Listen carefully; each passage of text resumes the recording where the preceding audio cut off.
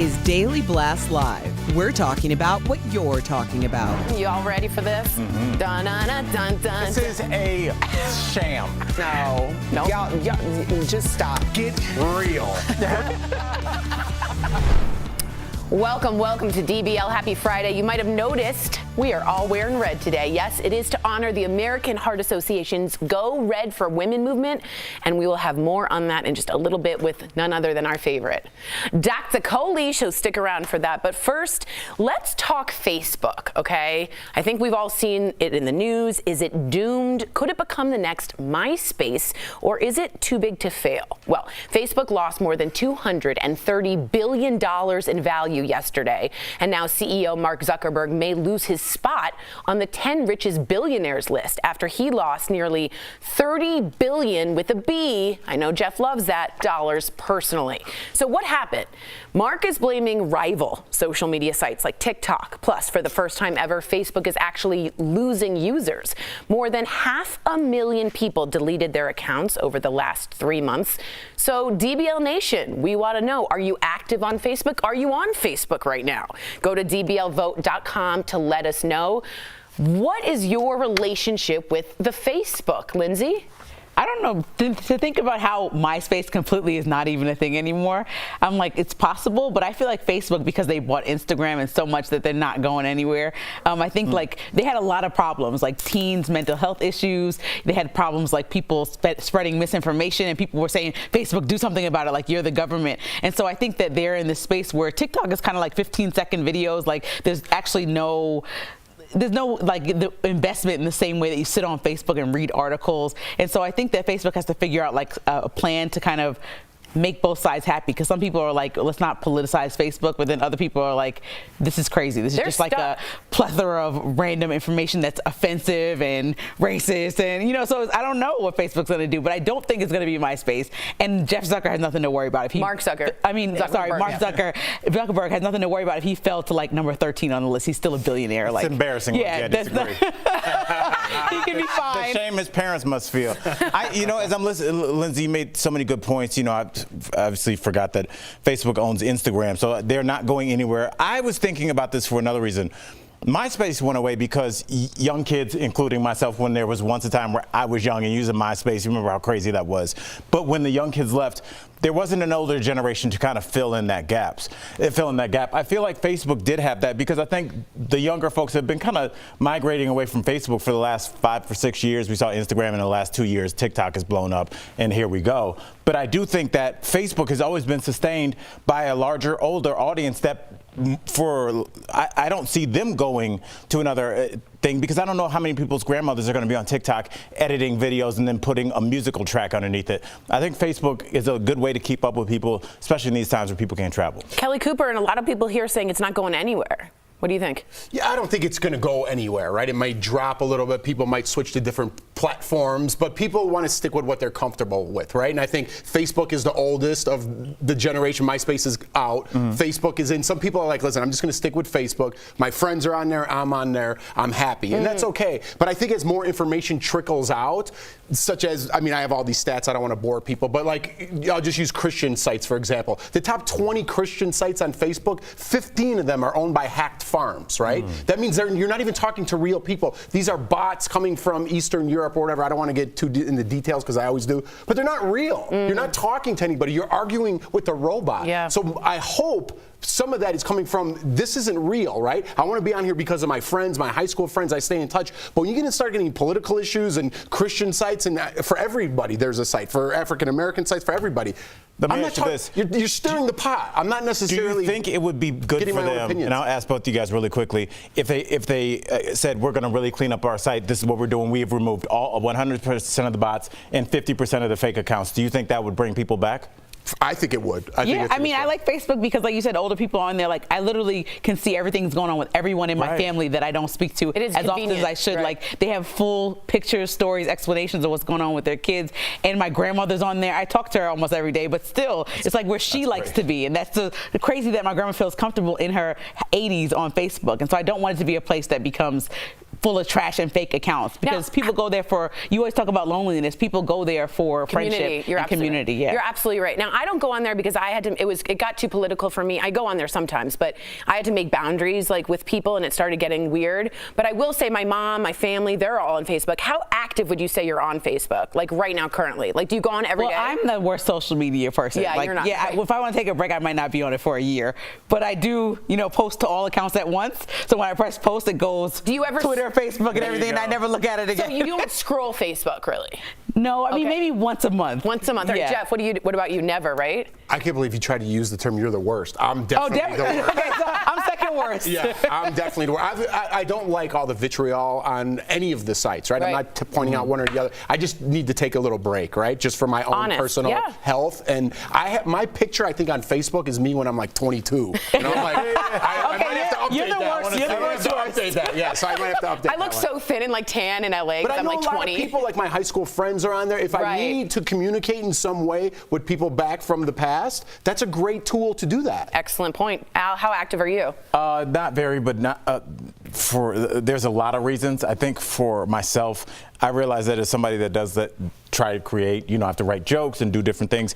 I don't know if watching any social media, this has nothing to do with Facebook, it's more like a TikTok thing. I can't have everybody's thoughts in my head. I can't have scrolling, okay, the Cleveland Browns are getting rid of their coach. This plane is lost, and this couple's breaking up. Kim Kardashian, I can't have 50 thoughts in my head in 30 seconds. I'm trying to write jokes. Don't forget about Sex in the City. Exactly, yes, and then some hashtag, you're like, what is that? Hashtag you don't know about that? And then there's a YouTube link I gotta click.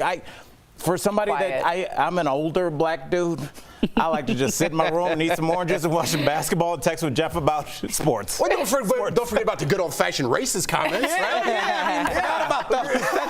We don't have the time. Oh, man. All right, let's get the vote. Are you active on Facebook? 60% of you are saying yes. Strong majority. 40% saying no. There's a lot of good communities on there. Every tool can be used for good or bad. Absolutely. Absolutely. And, of course, DBL's on there so you can watch. DBL. It is on there. Coming up on Why were you DBL. saying that like a joke? We really are on there. No, yeah, we are. But you said it sarcastically. Okay. And so somebody's watching the show for the first time and be like, why aren't they on there? What's really in Tori's head, she's like, look us up on Facebook, follow me. That's what she wanted to say. And find her at the new restaurant. and then block me. I will be posting my weekend every single so find me there. Why is he right all the time? All right, coming up on DBL, our interview with Mayam Bialik. What does she really think about hosting Jeopardy? And, of course, the lovely Dr. Coley joins us all to talk about women's heart disease. Stay tuned for this, why today is so important to raise awareness. Closed captioning provided by Let me be.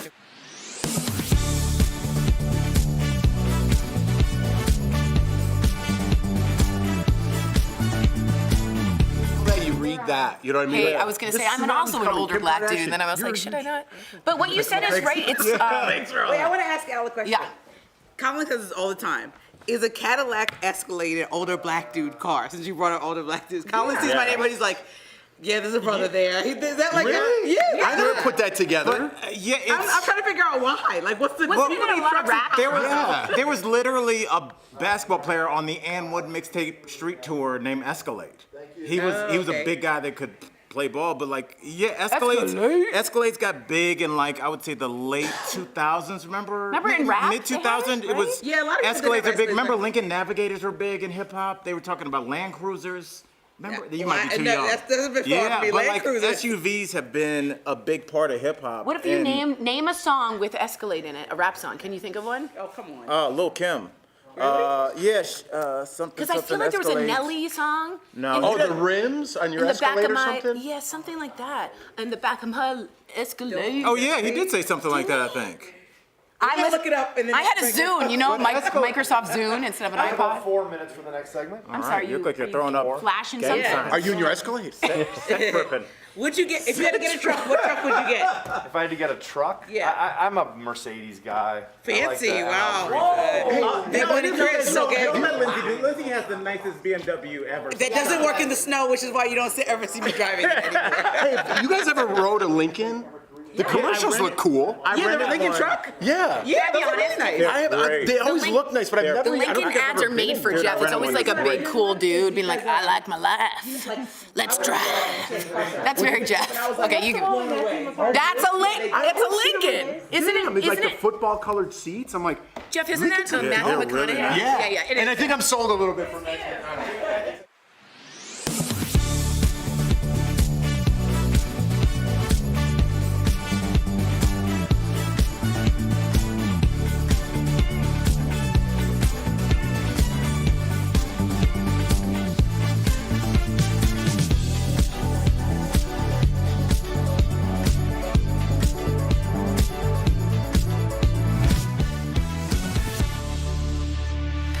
Welcome back to DBL. I am so glad we're talking about this. Heart disease claims a woman's life every 80 seconds.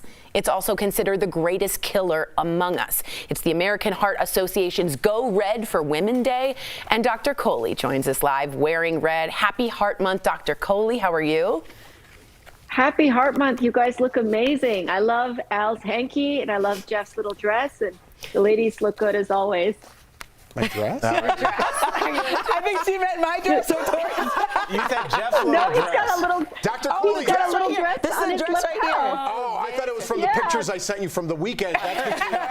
That's just between us. That's private, I need Doc. it on my group checks. That's private. Yes. That's right. All right. I do very much need everyone to listen up here. I want everyone to hear this. How do women know if we are suffering from a heart attack? Because I hear our symptoms are vastly different from men. Up here, ladies. So remember that scene from Sex and the City where Mr. Big grabs his left arm, grabs his chest, and falls over? That is not how women experience heart pain. Our nerves are different, so we actually feel heart pain very differently. Our symptoms can be very subtle, and they can be very atypical. So heartburn, fatigue, shortness of breath, back pain, headache, all of those symptoms can signal a heart attack. So really what you want to keep your radar up for is something that feels different or unusual for you. And part of the reason for this is how we feel pain, but part of it is also that men get blockages in the highways of the heart, so they get blockages in the big arteries, Right. and women get blockages in the side roads, the tiny blood I vessels. did not know that. So, Doc, in your mind, in the medical world, are women treated differently than men because of this? Yes, they are. And, you know, we spend a lot of time talking about gender equality and making sure men and women have the same thing. But when it comes to heart disease, guys, women do much worse with heart disease than men do. And part of that, Jeff, is because they don't recognize their symptoms. And that's why we have today to raise awareness. Part of it is that the medical profession doesn't recognize their symptoms as often because they're atypical. They get less testing. Even when they're diagnosed with heart disease, they actually have less aggressive treatments. They don't get as many surgeries. They don't get as many medications. And so all of that put together really makes it that women just do worse with heart disease than men. And that is a gender disparity that we should not tolerate. We have to do better. So, Dr. Coley, what risk factors are specific to women? You know, women, have pregnancies. Their bodies are designed to carry babies. And it's actually kind of interesting because a woman's heart is technically stronger than a man's heart because she's designed to endure the stress of pregnancy, which is called the first stress test that a woman will ever have. But a lot of women, Lindsay, fail that stress test. So they end up having cardiomyopathy or having gestational hypertension, gestational diabetes. These are all specific risk factors to women. When they become menopausal, whether or not they get hormone replacement therapy, all of that affects how their heart and their blood vessels function. And those are risk factors we have to think about for women in addition to those traditional risk factors that we talk about, like blood pressure, cholesterol, and diabetes. Well, Doc, I got to ask you, it's Black History Month.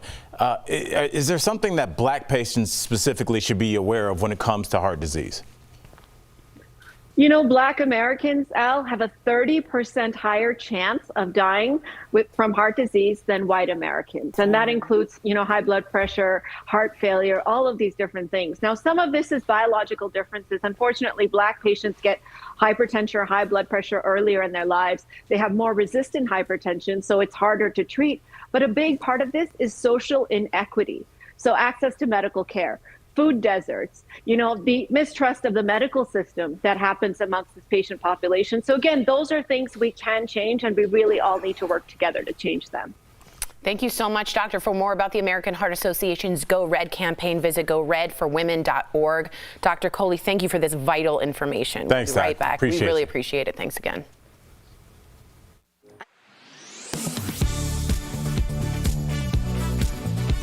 Well, 2 ladies of rap are trending and one has a little brat on the way. Plus, are you ready for a peek at what Lifetime is calling its most anticipated film yet? Well, stay tuned for this week's What Erica's Watching. First up, Lil' Kim is showing how she gets snatched in a video that has gone viral, so let's take a look. I don't want to breathe, exactly. This gives rapping a whole new meaning and explains why we haven't heard much from the Queen Bee lately. Her body was literally snatched. Next, Lifetime reimagined the classic thriller Single White Female by adding some black girl magic. This Saturday, Amber Riley will star in Single Black Female. Take a look. Let me introduce you to your assistant, Simone Hicks. You two actually look alike. I did a background check on her. She's crazy. See, I already know how this one ends, and it's messy, because anyone who would kill trying to be me will literally die trying. Okay. Nobody ever chooses me. First, Riri shocked us by announcing she's pregnant. Now, Da Brat is sharing news that she and her fiance are expecting. Congratulations, ladies. It's probably safe to say Nick Cannon, drumroll please, is not the father. Share with me anything that catches your eye by using the hashtag DBL Erica Watch, and stay tuned. We'll be right back.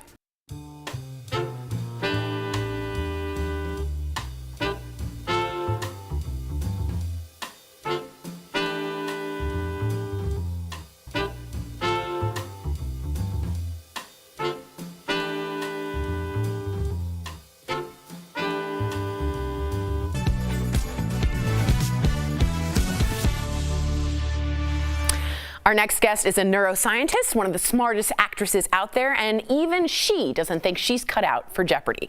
Check out our new interview with the lovely Mayam Bialik. Welcome, welcome, welcome to DBL, Mayam. So you're like the queen of Jeopardy now, and I want to just talk about your role hosting Jeopardy's National College Championship. Woo! You started as a guest host, and now you're doing primetime events like this one. So I want to know, how far do you think you would have gotten on Jeopardy if you'd have played in college? And I do want people to know you're like a neuroscientist with a neurobiologist with a doctorate in neuroscience. Am I right? Nailed it, Tori. Absolutely.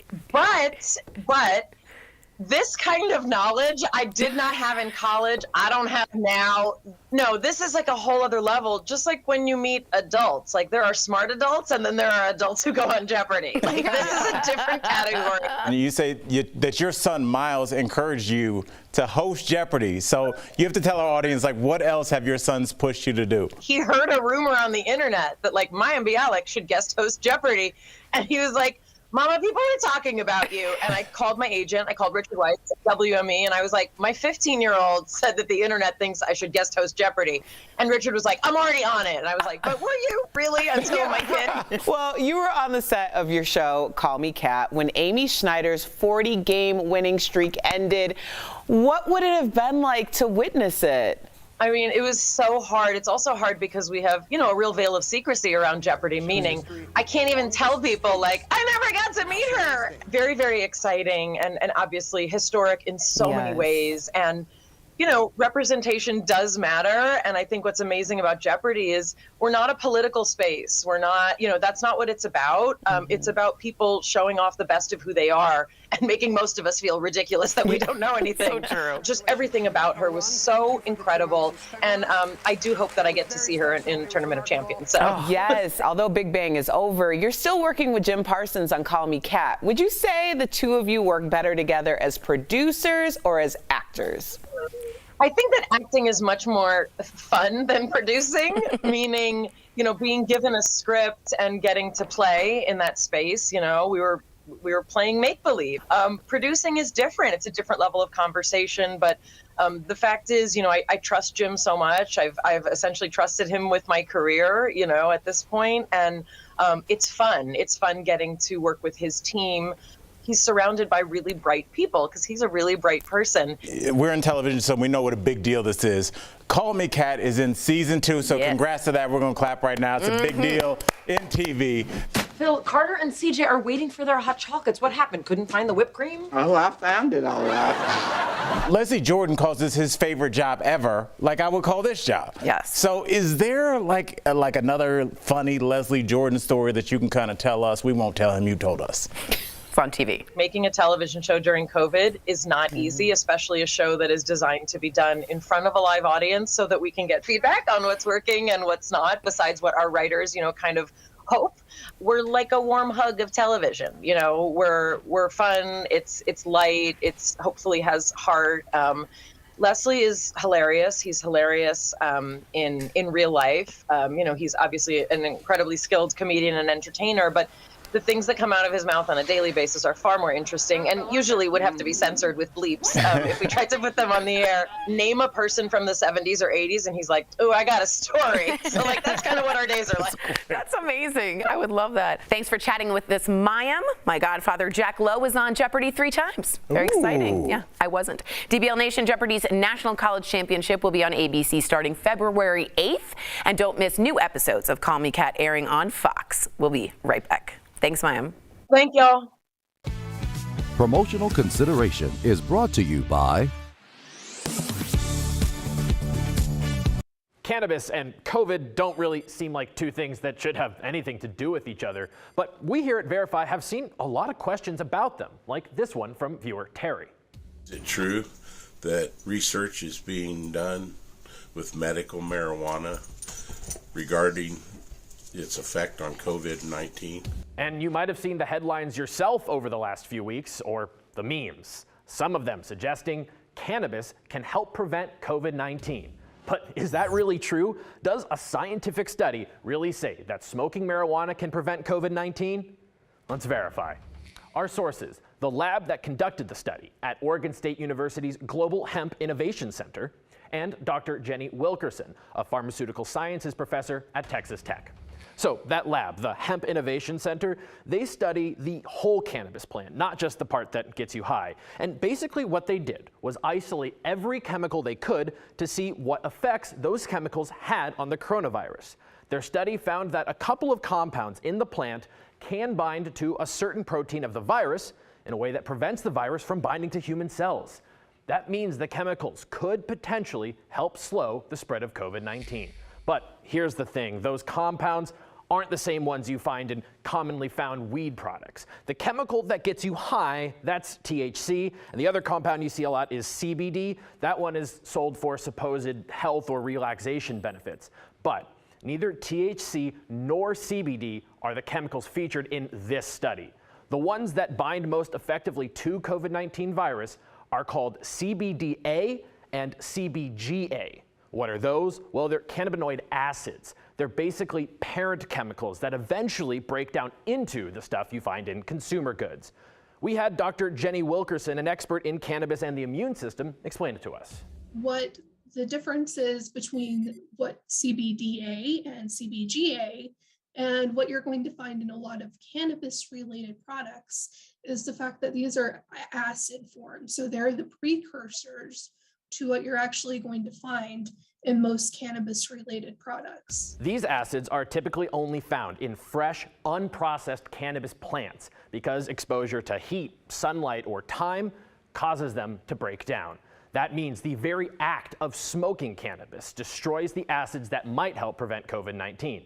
And you aren't going to find them in edibles or CBD products either. And so, unfortunately for the average person, the study doesn't really mean a whole lot because, you're not going to protect yourself from COVID by using any cannabis products. So, we can verify, no, a scientific study does not say smoking marijuana can help prevent COVID-19. So much is happening live next week on DBL. We're chatting with musician Josh Groban. Pop culture icon Paris Hilton stops by, and fitness guru Jillian Michaels talks to DBL about how to feel and look great at 40, 50, and beyond. Plus, we catch up with the Goldbergs' Wendy McClendon-Covey, and Real Housewife Margaret Josephs gives us the latest gossip. All next week, only on DBL.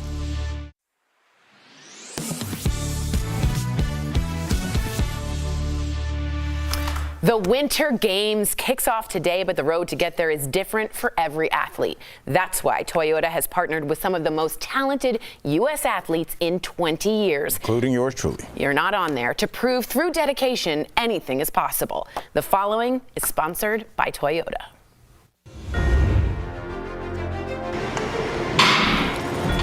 The road to the podium, it can be paved with uncertainty. The number one thing with anything that you do is that you should find the passion behind it, or else it kind of just becomes this mundane thing that you do.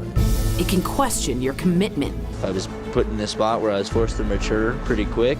It's good to kind of take a step back once in a while, and it's not something to be afraid of.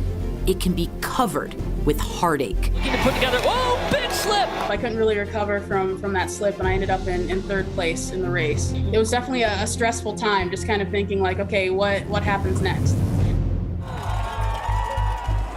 But it can also be rewarding. It honestly is the most consistent and stable thing in my life. I don't feel too pressured because I know I'm doing this for myself. It can be encouraging. You know, we're all out here progressing and pushing each other to become better snowboarders. And it can be humbling. Brittany Bowe actually declined her spot. I was just very lucky to have such a selfless teammate who kind of had my back in that situation. No matter the road these athletes took to get to Beijing, they all agree it's the bumps, dips, and turns that motivated them along the way. I was 10 years old, just dreaming of being here one day, and now I'm here. And it's the support that will lead to victory. Toyota support means a lot, considering that they supported some of the best athletes, and having the support can allow athletes to be themselves and be the best selves that they can be. They've made us better as a company. I believe that we've made them better and stronger. We're going to continue to win as we look out for one another. Team Toyota is ready for the road ahead and hopes their dedication encourages others. I actually have 3 new tricks waiting for you guys, so hopefully I'll be a little more on point for Beijing. No more room for mistakes, and I'm definitely ready for that. Right before my run, I always bend down and touch my board, and I'll be thinking about you guys, Team Toyota. In total, Toyota supports 29 U.S. Olympic and Paralympic athletes on their journey to the Games and beyond. How exciting! That's a big deal. I was actually watching the qualifier when Erin Jackson stumbled, so to see her still make it is a big deal. So Huge. That's very impressive. And Erin Jackson, she's the first black woman to make the podium at the World Cup races in the 500.